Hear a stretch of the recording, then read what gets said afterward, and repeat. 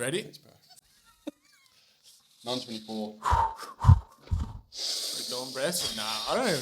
I feel like I get too relaxed. Just riff in. Let's go. Hi guys, welcome back to this episode of Path of Purpose. We are here with the Brotherhood team, and just like you, we are walking on a journey to unlocking ways to live a life of purpose. Let's get it. I bought for 16 passenger. This is G5. No, this not a challenger. Welcome everyone to the Path of Purpose, and today we are joined with a special guest, Dr. Ash Hamilton. He's been with us for about 19 months, and he's just going on to a new venture, but he has grown a lot in this 19 months. And we're very grateful to have known him and have his expertise that we'll get into around the place. But to start with, maybe we'll go into your journey of coming up here and working within the walls of Brotherhood. Like, what's your story on making that transition down from Victoria? Well, firstly, thanks for having me. Absolute pleasure. So how Brotherhood came about, like working up here, was probably the first time that I experienced, I guess, synchronicity, or there's something beyond myself. Yeah. I was doing a bit of men's work with Tyra Mowbray, and I was up here for a course, and I'd never been in Burleigh before, or pretty much Gold Coast. And I was like, this place is unreal, hey. And I set the intention that I'm like, I want to be here by the end of September. It was about March. Wow. And while I was up here with Tyron, he introduced me to Joe Turner, one of the members here, and we went out for dinner, and that was about it. And then I came up for the weekend, and I sent a message to Joe Turner at the time, because I was like, I wonder if I can go to the gym with him. And he's like, yep, send me your address. And I was up visiting a friend, and I sent him the address, and Mr. Turner responds saying, you can walk. And I was just like, rightio. Anyway, long story short, I was 200 meters from his house. So I just walked around the corner. And he took me to one of the sessions at the bars, and had a great session, and spoke to some of the guys, and I went back to Melbourne. And about 2 weeks later, I'm driving back to my parents' house. I was still living with them, and I get a call from this random number, and I, pick it. It was on hands-free, of course. And it's Mr. Anderson, Guy Anderson. Hello. Hey, he's in the building right here today with us. Yeah, and he's like, is this Ash Hamilton? I'm like, it is. And he's like, how are you? And he's like, here in Osteo. And I'm like, I am. And he's like, do you want to lease the space? I was like, yep. He's like, all right, in 6 weeks, you move up. I was like, oh my goodness. Get home that night, and parents like, how was your day? And I'm like, got some news. I'm on the Gold Coast. So I pretty much locked in. I was just like, that's my ticket up here, Didn't know how it was going to happen. And then I messaged Joe, because Joe was from Melbourne. I'm like, you wouldn't believe it, I'm moving up. Because he always joked about me moving up in that one time we caught up. And he's like, you got a place to live? And I'm like, no. And he's like, you want to live with me? So not only am I got a ticket up to Gold Coast, I'm working out at Brotherhood Gym, the gym that I did a session with.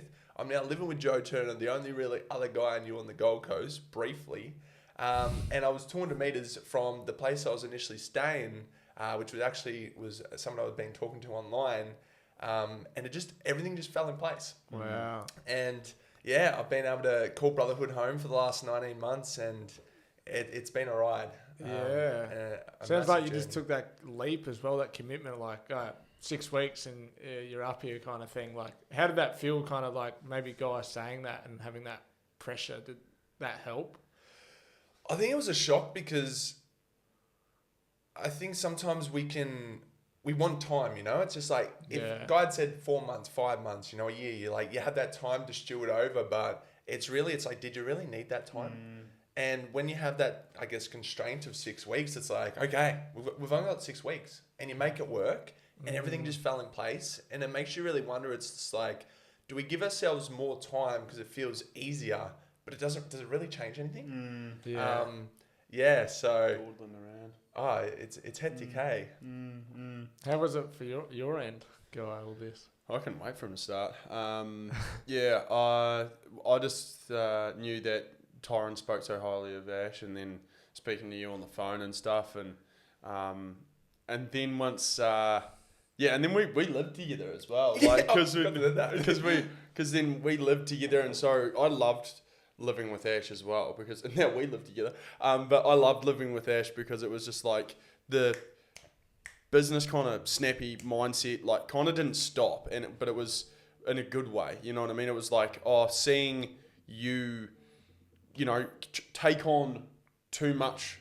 Take on too much that you could handle. You were like forcing yourself to grow. And I mean, within the first month, you're like, I'm gonna move to 3 days, and I was like, whoa, shoot, we've only just started. You haven't even filled a day yet. But it was like, it's like you would kind of had that ambition where it's like, I sink or I fucking swim, and that was that ride or die mentality that is Ash Hamilton. And I think that's you're something about you. I think is.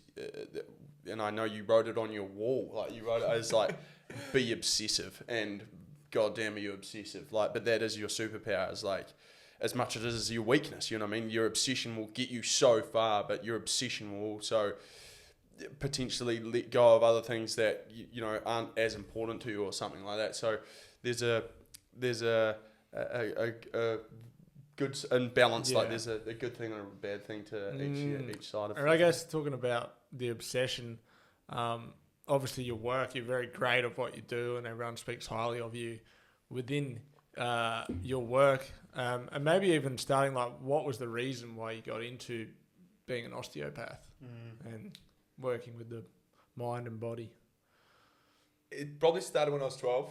I was in WWE, and me and the neighbours, we used to try and replicate, the wrestling environment. And I was lifting a guy up, and I hurt my back. And, went to a few practitioners, and osteo was the thing that helped for me. And I was like, that's pretty cool, like that they can do this. And I think my dad at the time, he was like, keep that in the back of your mind. It's a good profession. And then I left school, and I actually went into chemical engineering for a year. A bit of a change up. And I realized that I enjoyed it, but it wasn't for me. Like, I always had osteo at the back of my mind. Yeah. And then, I went into osteo, and ever since I've been into osteo, I kind of say that I haven't taken the traditional path. I feel like I've been exposed to so many different, whether it's modalities, practices, ways to do things, and it's kind of really shaped. It's kind of like I think it's Bruce Lee quote of, experience everything and take a bit of your own. Loosely is the quote. And I think that's what's kind of like shaped me, is having all these different kind of perspectives and different individuals and things that I never thought was possible, or never thought that would work, or that perspective was a bit left field, and kind of taking a bit of everything and then kind of trying to bring it together to understand the body in, I guess, the most simplistic form. And then my own experiences really is probably what's shaped a lot of who I am now. And now I am so passionate about that mind and the body. Not because I wanted to be and always was. It was just like, it kind of came out of either necessity or like missing pieces with clients or myself, that the mind-body link was the only thing that really explained it and made sense. And that's saying now that I'm constantly learning every day, I'm like, gee, that's not possible. And you experience that, and then you're like, okay, what is possible now? How incredible is the body still? Something I've noticed within you as well is like, because of your self-awareness, to look into like things happening in your life and how that plays out in the room. Like, like little things, and you'd be like, this is why this is happening, and this is why this could be happening. So I don't know if you'd mind, like, is there in your lessons in the last 19 months, like, what have you interlinked between stuff manifesting with your own life, or how it plays out in the room, or anything like that? Is there any specific stories that you can call upon or draw upon? I love the cup analogy. And my rationale of the cup analogy is, we have a cup, and when the cup fills up, you get symptoms. Some people get migraines, some people get back pain, some people get knee pain. And we want to empty the cup, and that's when we start feeling better, but you also want to build a bigger cup. And I think moving up here, it showed me a few things, because I had more symptoms than I've ever had in my life. And it's like, well, why in the is move that? or prior? From moving to Gold Coast, in probably the first 12 months of being here, like, my hand puffed up, I had like rashes and pus things, I had like back pain, I had this, and it was just like, why now? And it started showing me that, yes, there's the physical component, whether you train, whether you do this, whether you don't do that, how you eat, recover, sleep, but it was like, what's changed? And, the big thing for me was, I barely lived out of home. I've moved into state. I didn't really know a lot of people. I've never started a business. And it was all this responsibility, but all this uncertainty, changing environment. a lot of fear, a lot of sleepless nights. And I started looking at how this stress, at the moment I had the symptoms, actually was a big part of what I was experiencing. And it started being, oh wow, like this level of, I guess, emotional or personal stress is a big part of what I'm experiencing right now. And then I get quite curious, and I want to understand, and sometimes I want to understand too much. I'm like, I need to know. And I'd reflect, and it just started showing me that this concept of gift of injury. And in every symptom I had, there was always lessons. And there was always things that I realized the symptoms was actually serving me and benefiting me. And it's damn hard in the moment. But when you can come out the other side, or if you know how to look, you can start being grateful for it and realizing that it's like the symptoms are actually there to help me.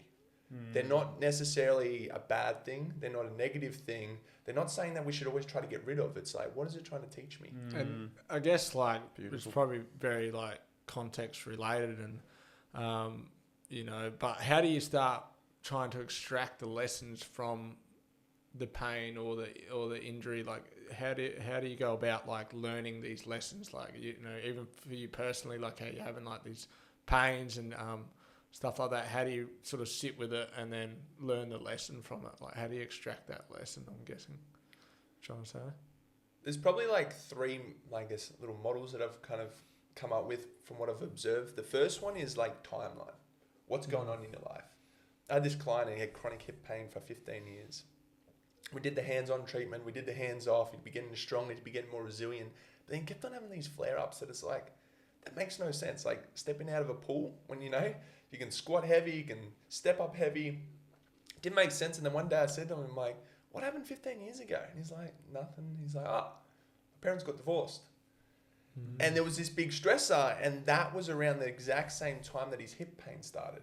And I won't go too deep into the left and the right and the meaning with that, but it added up. And that was the first one, is the timeline. So it's like, what's going on around the same timeline?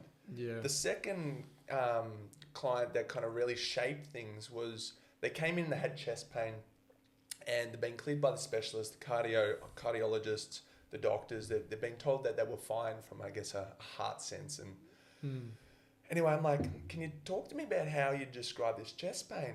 And they're like, it's irritating, it's annoying, it makes me want to go outside.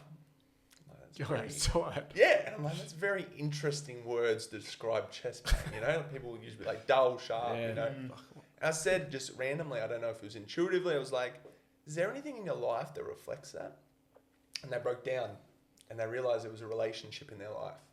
And those words that they described their pain was the exact words that they were describing that situation.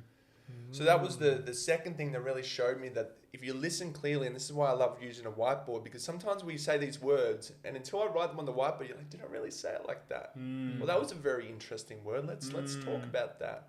And then the third one was, and I actually realized this myself when I was experiencing a lot of pain when my hand blew up, was the principle of like internal support and external support. Internal support's like, you know, how you eat, sleep, nutrition, recovery, rehab, training. And external support might be, you know, sauna, ice bath, supplementation, counselling, hands-on treatment, what I do. And I realised that sometimes you need that external support to change a state. Yeah. You know, and I started viewing them. I used to be very anti the medical system, you know, like antidepressants. I'm like, you know, all these medications. And I'm like, what happens if that antidepressant changes that person's state? If they change their state, they're going to be more positive, hopefully. If they're more positive, they start viewing the world differently, and then they can change their actions and inactions and behavior, and then they can do the things themselves that we know, like eat, you know, get some sunrise, socialize, and all those things. And it started being like, oh, maybe if we work on that external support, it can help you get back to how you can heal yourself and the internal support. So they're kind of like the few things that it started kind of creating, as you said, that reflection. So like, I guess if I have symptoms, it's like timeline. It's like, okay, what was happening around that time? What words do I use to describe that pain? You know, have I been, maybe it's like recently I've been working really hard, and it's like, I've been going hard. Internal support, tick. Where's my external support? How's my socializing? Have I asked for support? Have I been helping someone? Has people been helping me empty my cup? Oh, there's an imbalance there. okay, there's like the clues, and it's like, oh, this symptom is actually helping me get back to equilibrium. And that's the principle of osteopathy, is the body can heal itself. And usually, this is the most oversimplistic, but also I think the most accurate thing, is it's like the duality of life. Up, down, left, right, male, female. If your elbow is always flexing, maybe if you extend it, it will feel better. If you're always bending forwards, maybe if you go backwards, you'll feel better. And it's about restoring that equilibrium. And the body's like, oh, we remember. And it heals itself.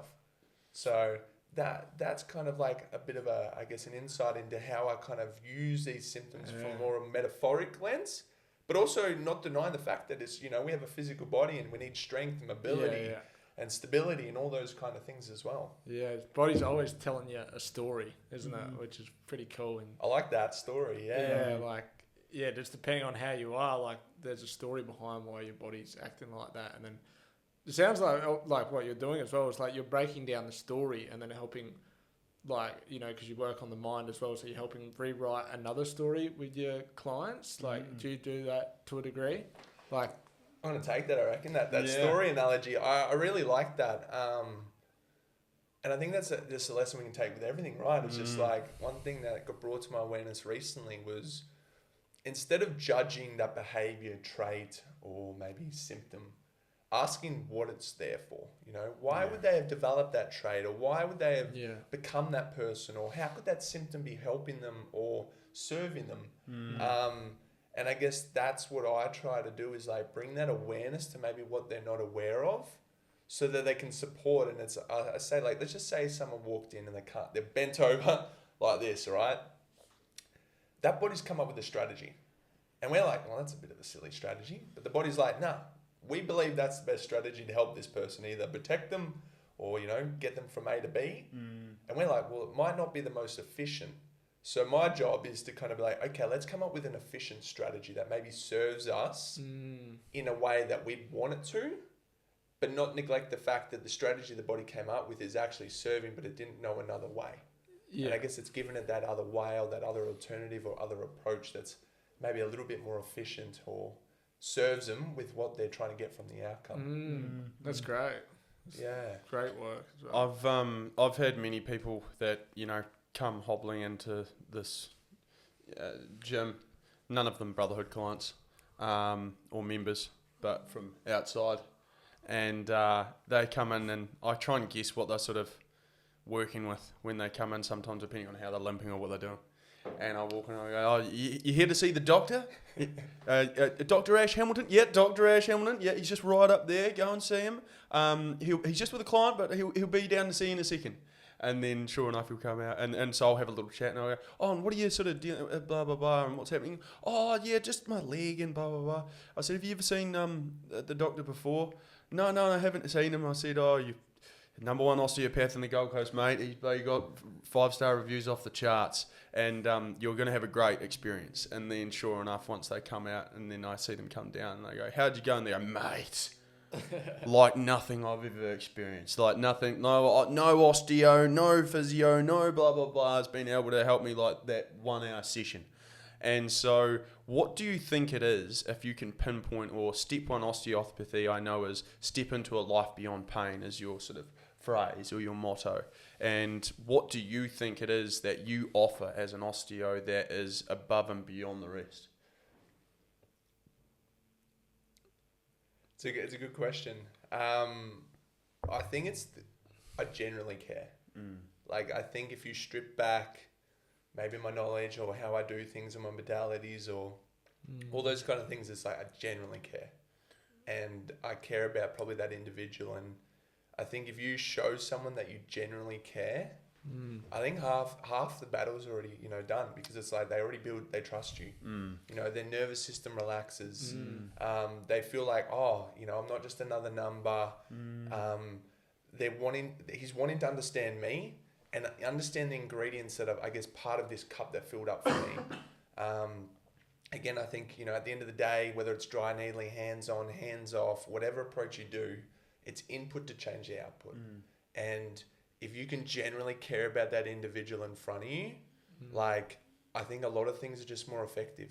Whether it's placebo or not placebo, I think that's the one thing that I try to really do is like I genuinely care. Do you think other osteos and stuff don't care? I definitely don't think they're in the industry if they didn't care. I think that the model of allied health limits people. You know, it's very short appointments. You know, most traditional osteo is 20 to 30 minutes. You know, they don't have necessarily a gym. So let's just say the person's really into gym. Well, you can't even look at how they do something that's important to them. Yep. Can't see how they move. I have a whiteboard and it's just like, it's interactive. Like I'm not sitting behind a laptop, you know, taking notes and there's this barrier between me and you. It's just like, let's talk, you know, they can see that the words that they describe, I'm writing them down. It's important. Having a conversation. Yeah. So I think every person in the industry cares 100%. I think that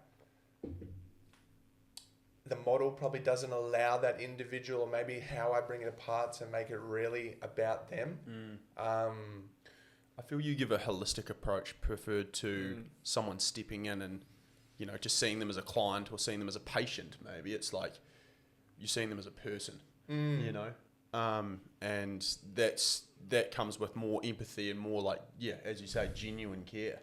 And I think that's probably you'll be able to understand them better. I think, especially coming at a place from care, like if you care for someone, you want to understand like what they're going through. So I think that energy, bringing that into the room and where you do your practice is super powerful. Like, and great thing for people to take away in any aspect of their life, you know, doing something, whether it's their work or whatever it is, actually caring is going to help produce 100%. Better results.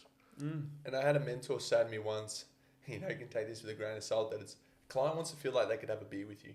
And, you know, whether we're more in the health and have a water or electrolyte drink or a coffee. But I really resonated with that because, you know, there's so many times where we go to a specialist or a doctor and they're the professional, you know, and in a way there's a superiority complex of they're above us and we're just a person.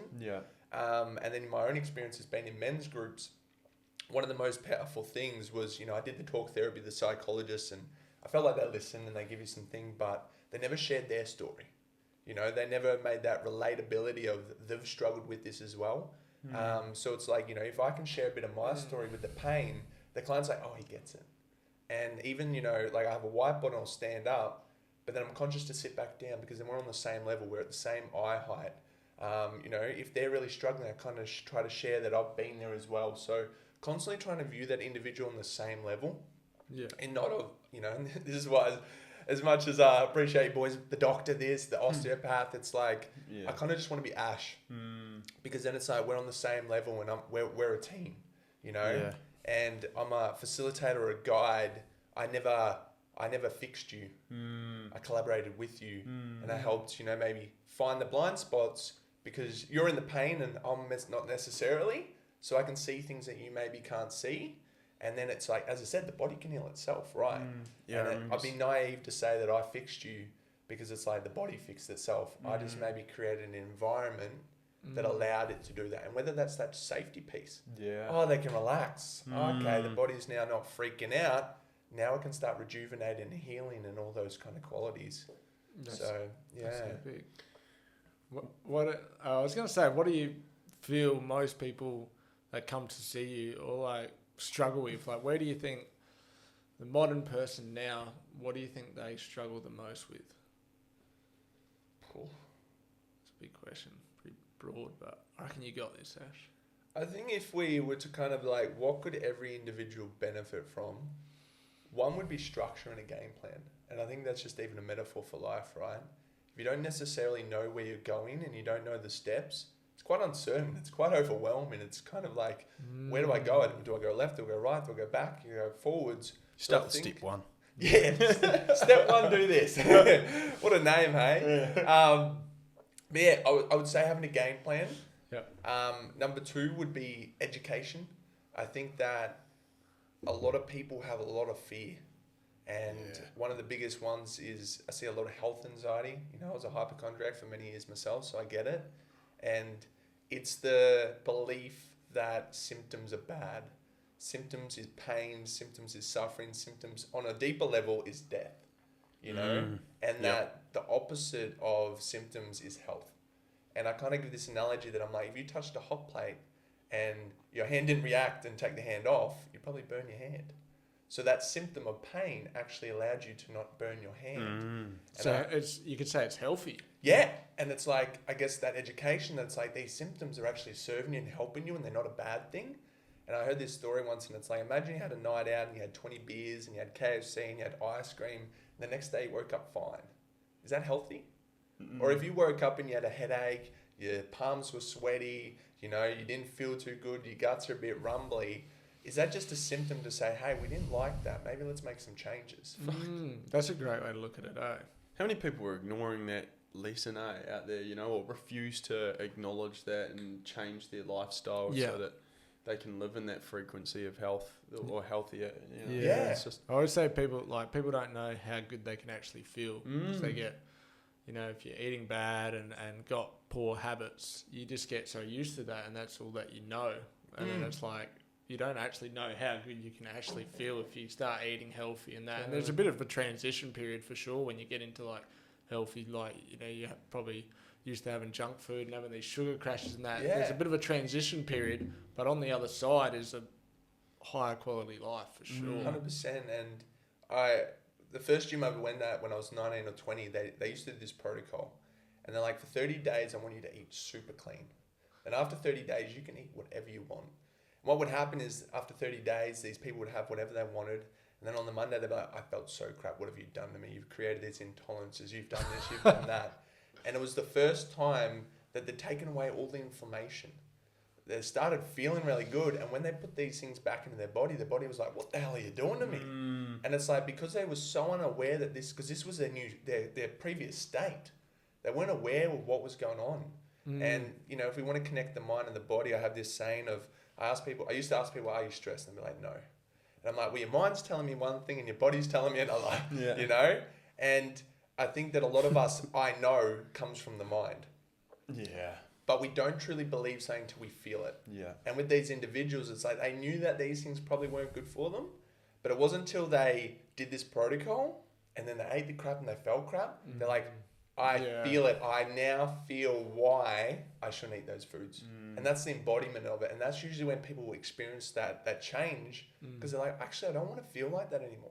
Yeah. Because they've felt the difference. Yeah. And it's like, sometimes even if I'm like, okay, this individual believes in hands-on, if I can get them to do some movements and they feel better without me touching them, they start realizing, movement's important. It's not saying we may do or not do. It's part of the game plan. Yeah. And that feeling part, I think, is the catalyst for change because it's like, we all know what we should and shouldn't do on some level. But I think once you feel it, and some people have to experience those low lows of such a hangover or such a, decrease in energy and dissatisfaction of life to actually be like, I need to make a change. But again, that pain, that feeling was helping them now make changes in their life. It was serving them. Yeah. Because otherwise, maybe they wouldn't have changed. No, exactly right. Yeah. How many times, you say you can't lead a horse to water and make it drink, they have to, they have to want to drink themselves. And I think there's so many people that are sort of choosing to ignore those signs, but they just, you gotta feel it, man. Yeah. You gotta feel So it. pain is a catalyst for change, isn't it? Like, and sometimes you do got to go to that pain and that, but it's like, you shouldn't really have to. Exactly. If it's avoidable, why yeah, wouldn't it's you? avoidable, or you see someone else go through it or something like that. It's like, doesn't mean you have to go through it. I guess, like, how do you go about those people that they're on that downward trajectory, but they haven't maybe hit rock bottom yet? Like, how do you? That's a hard thing. Like, I guess, like, how do you get them to make that change before it becomes so painful, and then maybe external circumstances go to shit as well because of where they've been going? Like, how do you stop that train before it gets to a wreck? That's a really good question. I think two things come to mind is one, visualization. I think Joe Dispenza says the body doesn't know the difference between reality and imagined or something. And, whether it's doing something where you imagine how painful things could get and, feel it in the body of like, you keep on this spiral and, maybe provoking them with some negative feelings, and then they get that feeling before having to experience it in reality. Yeah. I think the other thing as well is this is just a thought process, but it's like, I think at a certain age, you've experienced all emotions in life on varying degrees. I think that, at this age, we've all experienced grief of some sort, whether it's losing a dog, losing a family member, losing a friend, losing a past job or environment. We've experienced that emotion. We've experienced joy. We've experienced all the emotions. And I think if you can bring awareness, these people, these patterns, and like see that these ingredients led to that certain outcome, and then, you just build them up. It's like, can you see this, this? I think then they can start seeing that that action or inaction is leading to this result, which then it comes back to, I guess, consciousness or awareness, or I don't know what the right word I'm going with is. But yeah, just building that evidence that it's like, it makes sense. Yeah. That's a great answer. Yeah. Sure. Yeah, I like the visualization one. With, you don't exactly have to be living in the reality of the pain in the moment. You can be experiencing it before it even occurs and playing that out. And hopefully that's enough of a motivator to be like, fuck, right, well, I don't want that to happen. Do you walk your clients through that? I used to do things a lot more, and I think now that's like, I have a little bit more discernment of like, where are they at? Yeah. I used to be, I think part of your career is you go down biases or rabbit holes, and everything is, man with a nail, everything is a hammer. Oh, man with a hammer, everything is a nail, right? And I've been guilty of that, I've always been about strength, or it's all about breath work, or it's all about emotions. And then with enough experience, you step out and you're like, okay, how do they all work? And it's like, it's input to change output. But it's also like, where are they at, and what are they open to, and what's the best tool for that person at this time? And some individuals, it might be like, let's go straight to the emotional. But, like, here's a back pain example. I believe back pain's your foundation. And your foundation's all about survival, fight or flight at the end of the day. And fear is a big part of back pain, especially debilitating back pain. There's so much fear of like, I can't move, I can't do things, is it wrong? I'm getting all these weird symptoms. And then you've got to build trust. And whether that's building trust through getting them to move well and have confidence in their body and using exercise as that tool, or are we building trust maybe in them as a human through more emotional or kind of mental processes? At the end of the day, the goal is trust. The tool that we do, I guess, comes to the individual, and some people may not want to go there, but they're willing to go the exercise, so we go there. Some people, they might need that emotional, or kind of to realize that they're doing all that physical, but they're not getting the outcome we want, so we need to do a different approach. And I had a client recently that blew my mind. They had knee pain, couldn't do a lunge, and debilitating knee pain. So we did the traditional, work through the quads, they might be overloading the knees, gave them some posterior chain work, and I was going more a biomechanical approach. A week later, they're like, haven't changed. Nothing's changed. I'm like, something doesn't add up. Like, there's such an active individual, hey? Like, the words they were using, they're like, it just feels weak. Like, it's heavy. Like, I'm like, I don't feel like doing a bodyweight lunge for someone so active like yourself. To not be able to do that doesn't make sense. So we went more the emotional part, right? What else is, what's the overload to the knee? And they had this big emotional backpack. And I said, your stress right now is like wearing a 50-kilo backpack. No wonder your knees are overloaded. And we talked about that, and we helped breathe through it, and we helped make them realize that this stress is actually a big thing, and that sometimes we want to pretend, it's no big deal really, and we kind of gaslight ourselves. And when we got them to kind of move the energy a bit, they got up and they did a lunge pain-free, and it blew my mind. They're like, what the hell happened? They're like, I got no knee pain. And it just blew my mind again, even though I've seen it time and time again, that it's like, the overload to their knees was their emotional backpack. Wow. And like, it really kind of makes you go, wow, the body, it's a trickster. Yeah, it is a trickster. But it's like, now the gift of that is like, maybe they're aware that emotional health is actually something that fills up that cup. So important. It's all related. And, this might be that thing where they're like, I see life differently now. There's two sides to the coin. So, yeah. That's that physical, mental, emotional, spiritual health, man. It is all intertwined, and that's holistic health. Like, look, when you look into all those buckets and areas, to empty that bag and take out those rocks that are holding you back, and then suddenly you do have your physical health again. You go, holy fuck, So, health isn't just physical, and You know, and that's something that we're pretty big advocates for around here for sure. I got a question for you, Ash Hamilton, Dr. Ash Hamilton. What do you perceive to be the greatest problem in the world right now? Mic drop. Boom.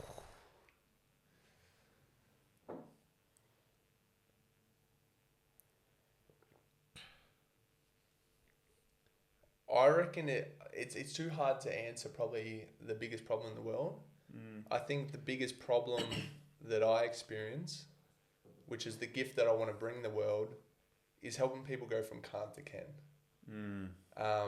You know, whether it's I can't achieve this, I can't do this, I can't be that person, I can't overcome this, I can't, they can, you know. And that's the thing that drives me the most. You know, like I think on a deep level, that's, you know, first time I realized that is the deepest thing probably for me, is just like it brought me to tears, because it's like to go through this world to not be able to can, you know, whether it's they give up on their dreams, or, you know, they're stuck in that state, or they're stuck in that person and they think that's who they have to be for the rest of their life and they can't change. Like that is the thing that like gives me juice. So I think that's the biggest problem that I want to help, you know. Give people their power back, hey? Yeah. I think, that's it.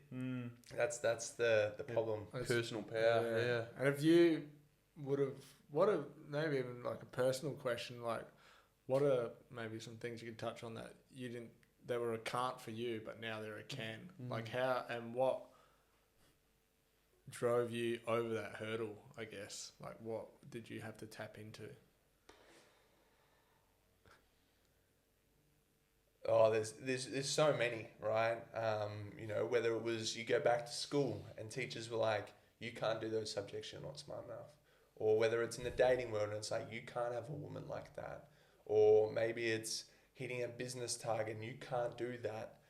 Like, you know, there's so many examples from my life that I think have caused me a lot of, I guess, pain, and like, you know, it's the stuff that no one sees probably, that I don't probably shine light on, that, you know, just like everyone, I experience myself. But yeah, I think moving to Gold Coast was a real catalyst for like, you can create your life. You know, I didn't think I could move to Gold Coast and start a business and I guess get it off the ground as fast as it has. I never thought that I could see over 30 clients a week. I just thought I didn't have the capacity. I'm not that practitioner, others can, and it's, you know, to then this year be seeing 45 on average. I didn't think that I could, you know, work hard and then, you know, be in a relationship and then still show up in these areas, and it's like I showed I could. And I think that it's a tough one, because if I look back, it's the support of others. I think that's something I'm really realizing, is you can't do it alone. And it's like, whether it's someone who gives you this love, or this, they see something in you that you didn't see in yourself, or whether it's being around that environment of those people that reflect who you want to become. I think that really, to become the best version of ourselves, we have to use everyone. Maybe use is the wrong word, but you're going to get what I'm saying, where lean on everyone and benefit off everyone. And I think that if we can drop our own charges on people, which is, you know, I guess is doing the work on ourselves, and we can lean into curiosity, we can start learning so much on others. We can start attracting the people that we need to get us through those things. And I think at every moment, yes, I've overcome them myself, but I wasn't alone. And it was, you know, as I keep saying, like, to Guy, like, he's been such an inspiration since I moved here, with how he conducts himself and how he runs his business and other areas of his life. And it's like, it woke up that trait in me that I didn't think I had. Like, I remember seeing Guy work, and I'm like, I could never do that. You know, and then it's like the last 6 months I've done that, and I was like, oh. So I think that if we can really kind of like lean into curiosity, drop the judgment and be open, we can start learning a lot about others, learning a lot about ourselves. And then they call it the golden shadow, which is the parts of us that we don't see in ourselves. And, you know, we put people on pedestals and put ourselves in pits, and, you know, we don't see the stuff in others, good and bad, that we have in ourselves. And, you know, there's a time and place to see maybe the negative stuff. That's a different, you know, story. But it's like, I think I don't see the good in others in myself sometimes. And I think being around people allows you to kind of overcome those obstacles and level up. And then you can take that and help others, you know, and pass it on, pass it forward. That's awesome. Fuck, that was a good piece, man. Like, there was, if people play that back again, fuck, that's inspiration right there. Nice work, bro. Thanks for sharing that. And yeah, I thought that was brilliant. Well worded. Yeah, for sure. The power of environment is so important, and a powerful message to get out there for sure. What's been the hardest or like the biggest thing you've had to overcome within business, and maybe that interlinks to something that you had to overcome within yourself? Maybe you were telling yourself you can't do that or something like that, but what have you found to be like the hardest thing in your journey to, last 18 months, fully stepping into yourself and backing yourself and creating, what's now a successful and thriving business? First thing that comes to mind is probably nervous system regulation. I think that we learn from the extremes. And I think that, that's why we get inspired by people that are quite extreme. And I think even when we learn concepts, we look at the extreme. We look at the fastest man in the world to drive how we should sprint. We look at, David Goggins, and it shows that we have a lot more mental resilience than we thought. We might look at, the extremes and all these different facets of life. And I think that starting the business, being in the business, growing the business has kind of brought out the extreme of my own persona, and it's challenged me. And I think that nervous system regulation, it's been that vital thing that there's so many times where you want to quit, or you just want to shut down, or you want to run, and all those things. And it's that nervous system that is so dysregulated. And I think the thing that stops it is, how do you regulate that nervous system? You can regulate yourself by just hanging out with friends, right? You can regulate yourself, whether it's through a hands-on massage to empty a cup. You can regulate yourself by being active. Your capacity increases, your energy increases. So I think, if you can regulate your nervous system and do things that create energy, but also look at things that take away energy. And I use a energy credit card, and it's like, imagine you have $1,000 of energy every day, and let's just say business takes up $700, your relationship takes up $250, you're left at $50, right? So let's just say you got to go train, and that's $200. Well, you're in debt now. That's the dysregulation, like you don't have the capacity, and your body starts freaking out. So it's like, okay, how can I get more energy? That's eating well, sleeping, recovery, socializing, fulfillment. That might give you $1,500 of energy a day. But then it's like, what's taking that energy away? And again, that balance. So I think that, when the business wasn't thriving as much and had more downtime, I probably did more the internal things where, whether it's emotional releasing, beach, relaxation, all those kind of things. And as I got busier, it was probably having to rely more on the external support to help regulate myself, while trying to do my best, where it's just, whether it's getting a coach just so you can kind of vent. Because, I'm taking on everyone's energy, but I'm not necessarily good at venting myself. Or, whether it's catching up and doing something. So I think that if you can regulate your nervous system, just like training, right? If you keep going, you're going to reach that point where you're struggling, right? And then if you can have that time to recover, you get stronger and your capacity grows. And it's like, sometimes people are like, is 150 kilo deadlift too much for my back? And I'm like, well, if you go and then you've never deadlifted, maybe. But it's like, for someone who started at 40 and they built up to 150, they've built that capacity. So it's like, for them, that might be nothing, But it's like, you got to build up to it, but you need enough time for that adaptation, right? Yeah. And I think that I've realized that it's like, if you have enough time to adapt and do what you need to regulate yourself, your capacity grows. And then once it grows, it now becomes this, I guess, it's not so overwhelming. It's not so much debilitating. You've got more resources. And I think that, I used to look at parents and I'm like, how do you have 2 kids or X amount of kids, work a business, this? I was so overwhelmed by their capacity, And it's like, now I realize, if I look over the last 19 months, I went from 2 days a week, and sometimes I'd be having a nervous breakdown. And then it's like my capacity grew. I got more tools. I learned what I needed. I needed to learn what I didn't need. What was distractions? What was supportive? And that's how it allowed me for my capacity to grow. Yeah, I love that. The two sides of it: building your capacity, but also that nervous system regulation. So it's like you're not spilling over the top. Yeah. If you get those dialed in, your life can really, you can do more and be more for sure. 100%. It's just like, what do you have around you to help you when things are uncertain, overwhelmed, and all those things? And this is what Brotherhood's so good. It's a community, right? And it's just like, if you've got a community around you, an environment that supports you, your nervous system is going to be way more relaxed. Doesn't mean things aren't going to be tough, but it's like there's a lot more stability, right?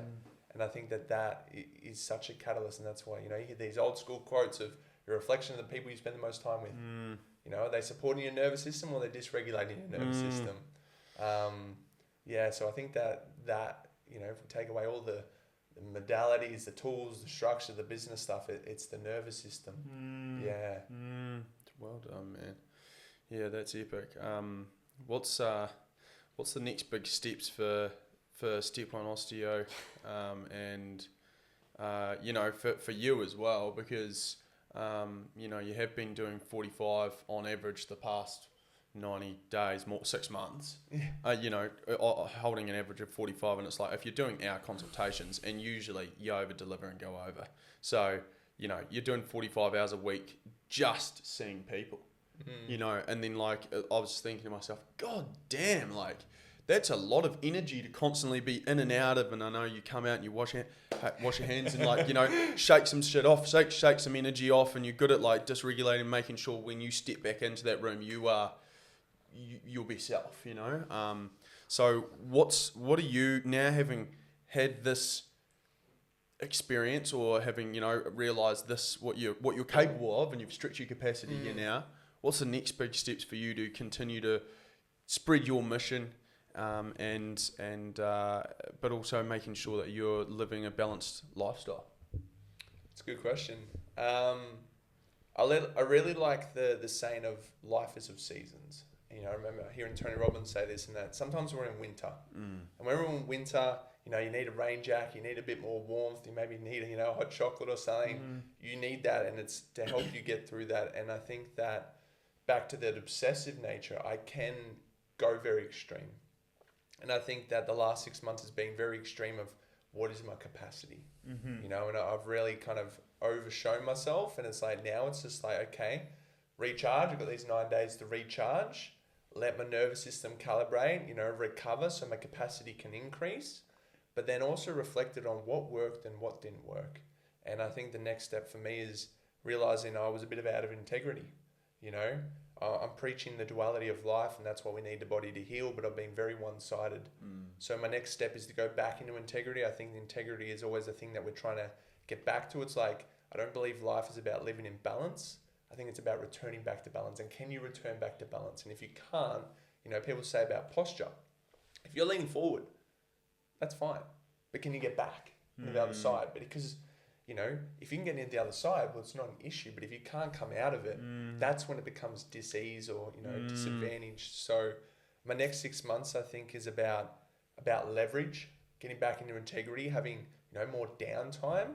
So my message, it's like, I still believed in my message, but now it's, again, going back to living it and breathing my message, and catching myself that it's like, okay, we went a little bit too far, and as a practitioner, I want to embody what I'm preaching, because how can I expect someone else to slow down if I'm not slowing down? And totally, those side of things. What was the question again? I guess you're from a business standpoint, what are the big needle movers, that are coming up, or have you had time to reflect on that? I don't know, maybe. I know you're stepping into this new office space, and I don't know how big it is or whatever, but I'm assuming we've spoken about how you wanted to expand and take on a new staff member and start growing in that capacity to give yourself more breathing room potentially, and what does that all look like for you? A big thing that drives me is I want to change the model. We talked about why I potentially might do things differently, and it's because I get to create my own model, right? And while it is about the service of clients, I'm also thinking about the service as a practitioner. And, in the industry, we trade a lot of time for money. If I see X amount of clients, I can make this amount of money. And I don't like the idea that it's like I just pushed myself in the last 6 months, and there is areas of life that took a hit. And I'm like, well, if I hire staff and that's the same mentality that they do, they need to see as many clients as they can, is that creating a stable environment in my clinic? And I'm like, I don't want someone who's thriving in business, but they're not thriving outside the business. So I want to create a model where it gives the best experience, transformation, best service and value for that client we're serving. But I also want to create an environment for the person that works for me where they can be abundant in energy and finances and joy, and they have the freedom to do what there's so many limitations in the industry of shorter appointments. They don't have a whiteboard. They don't have longer appointments. They don't have a gym. They don't have all these things. They don't have the consistency of clients because they're worried about rebooking instead of serving, because at the end of the day, they've got to survive as well. So I really want to redefine allied health. I want to create a model and take the hit by me being a solo, really master the model that is abundant in every area that you don't need to take rest from. And then I want to hire people, build this model out and normalize that in the industry. It's like, this is how allied health is, and then build out those clinics. And, having, the mentoring that a lot of clinics don't have. And it's just like, I just want to create, I guess, the pain, a lot of the time it's fixing a problem with the clients, the pain they're experiencing. But can we hit the service and the pain point with them, but also the pain points that people don't know as being a practitioner? 40 people from my university degree dropped out within the first 2 to 3 years because the pain of being a practitioner that no one knows about. And I'm like, these people spent 5 years, they loved it, they wanted to be this osteo, but the pain points of the industry led to them having to leave to get more stability. What was the pain points exactly? Was it taking on other people's energy that you're not exactly trained in handling, or?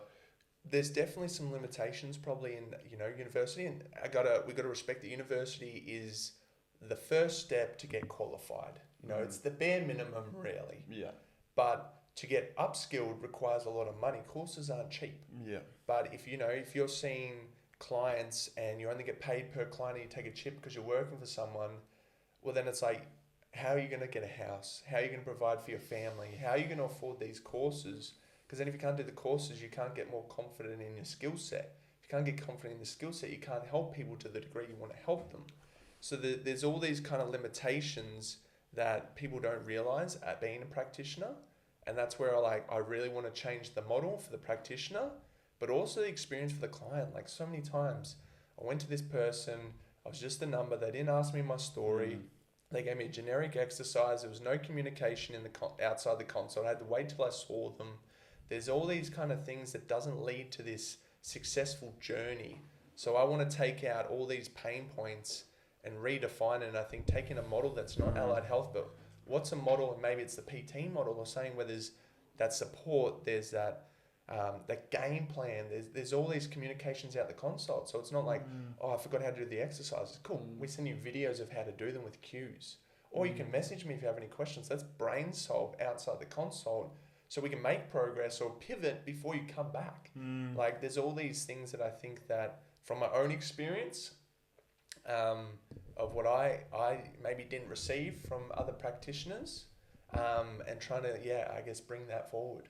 Yeah, it sounds a lot more supportive. Yeah.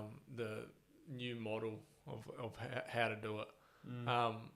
And so for the new model, what are the biggest changes you see from maybe the allied health model to the way that you're going?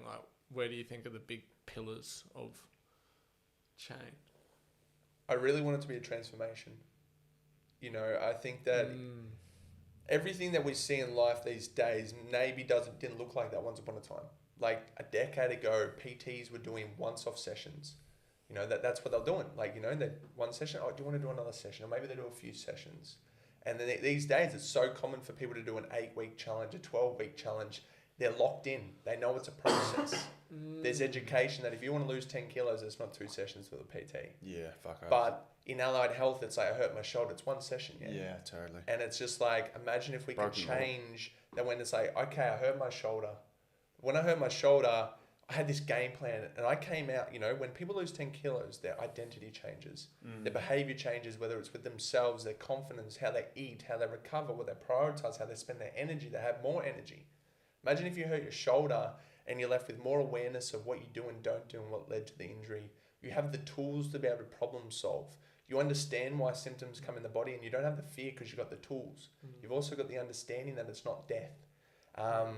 And I think I really want this thing of like, just like losing weight or building muscle transforms you, having an injury transformed you. And I say to people, it's like, can you see that as a result of your back pain? You're actually stronger than you were beforehand. Yeah. You have more tools than you were beforehand. You have more confidence than you were beforehand. Can you see that back pain is exactly what you needed to get to that next step in life? And it's like, I want that to be the normality of like, when people get shoulder pain, it's like, okay, it's a process and I'm up for it. And the model supports that. Yeah. Yeah. Yeah, that's cool, bro. Facilitates the transformation. Yeah, I love your vision as well of redefining allied health. Like, I think that's such a cool thing for people to jump on board of with a vision as well. With a mission as well. Like, I see your vision of that, and I think what a positive sort of frame of mind to hold for people when they can go, oh fuck, you know, all the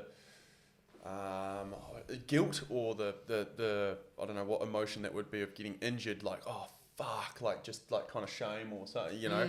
Disappointment. Yeah, disappointment, just like angry. bugger, but then to actually come out the other side of the injury and you're helping them find gratitude, it's like, hey, look at this, look at how, you know, not through this process of you encountering this back pain that was crippling, you know, just, in air quotes, just my back. It's like, no, it was crippling your entire fucking life, and even how you go about it and show up in the world to attract more of those things that are gonna make you that best version of yourself. 100%. Yeah. Yeah, the power of story again, and how you look at things and how you look at yourself. You know, if people are looking at these injuries and then dwelling on it and saying like how bad it is, rather than what you say, Ash, the gift of injury. Yeah. And that's actually, Positive this is a reframe. present that's gonna you know, advance my life once I get through it. Like, that's just such a powerful transition to look at injuries and not be like fear mongering about it, and being like, hey, this is actually a positive. I know it sucks, but like this is down the track. This is going to make your life better. Yeah, on this podcast we talk so much about intention, and I think like having that intention and holding that vibration of positivity and like gratitude for that too is just only gonna ripple into positive things of foregoing for your life, rather than, And that's a practice as well. that is a for practice, sure. for sure. 100%. That's cool. That's epic. Well, we're just nearly at an hour. Yeah, nice. Do you have anything else like maybe you would think to share, or like some like maybe just wisdom or anything to like cap off that you'd love to give the audience? I think environment goes a long, long way. Yeah. You know, if you look at a fish tank and the motor's not working and it gets green and stagnant and murky, it's not a very healthy environment. And I think that if we can look at the environments that we're in, that in itself will change so much. You know, whether it's environment of what's your input, hearing constant, you know, negativity, or how people view the world, or maybe it's the environment that you live in, or the environment of where you rock up and you say it's so much of your life, whether it's your work environment, you're there 5 days a week all day, you know. I think that environment really does support or hinder your growth. And, you know, the last 19 months, I think, forget everything we've talked about today. It's the environment of, you know, being here in Brotherhood has allowed that rapid expansion, because the environment supported the movement. It supported me. It gave me, I guess, that oxygen to breathe, and being able to lean on those other fish, you know. So I think, you know, environment is massive. Internal environment, external environment, they go hand in hand. For sure. That's man. epic, bro. Great parting note there, for sure. Well, thank you very much for your service over the past 19 months, Doctor. And our missions align, and so I no doubt trust that they will realign as we continue to expand and grow together. And I know that we'll be still referring anyone that needs an osteo 300 metres down the road to where you've relocated to.